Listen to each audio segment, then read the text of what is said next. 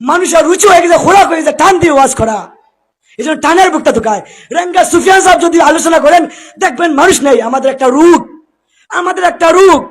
মুরব্বীরা যদি আলোচনা করেন দেখবেন মানুষ নাই, চলো চা খাই চা খাই। যখন ফাটাফাটি বক্তা আসবে তখন আমি আসবো।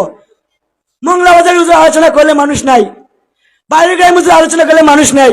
ওনারা মুরব্বী, ওনারা একটু আলোচনা করবেন, কিন্তু ওনাদের কথার মধ্যে যে প্রভাব আছে দুস্তার বুজুর্গ, গায়কের বক্তা দ্বারা তো প্রভাব পড়বে না, তো আসর পড়বে না, তো প্রভাব পড়বে না। এজন্য আমাদেরকে খুলুসিয়ত ঠিক করতে হবে, কাকে দাওয়াত দিব, কার দ্বারা আমাদের জীবন উজালা হবে দেখতে হবে। ওই যাকে আমরা আনবো উনি আমলওয়ালা কিনা, উনার সম্পর্ক আল্লাহর সাথে, আল্লাহ রাসূলের সাথে সুন্নত মাফিক কিনা, উনার সম্পর্ক কোনো বুজুর্গের সাথে আছে কিনা। যদি আমরা এরকম তাকিদ করে আনি তাহলে ইনশাল্লাহ ফায়দা হবে। এজন্য এই ঘটনা বলে আমি শেষ করব।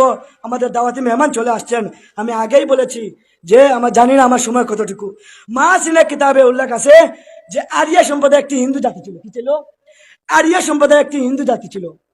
তার আরিয়া রিপোর্টে, সংক্ষেপে বলতেছি, তারা আরিয়া রিপোর্টে একথা বলতে বাধ্য হয়েছে, একথা স্বীকৃতি দিতে বাধ্য হয়েছে যে আমরা ওই সমস্ত মানুষদেরকে হিন্দু থেকে মুসলমান বানাইতে পারি নাই।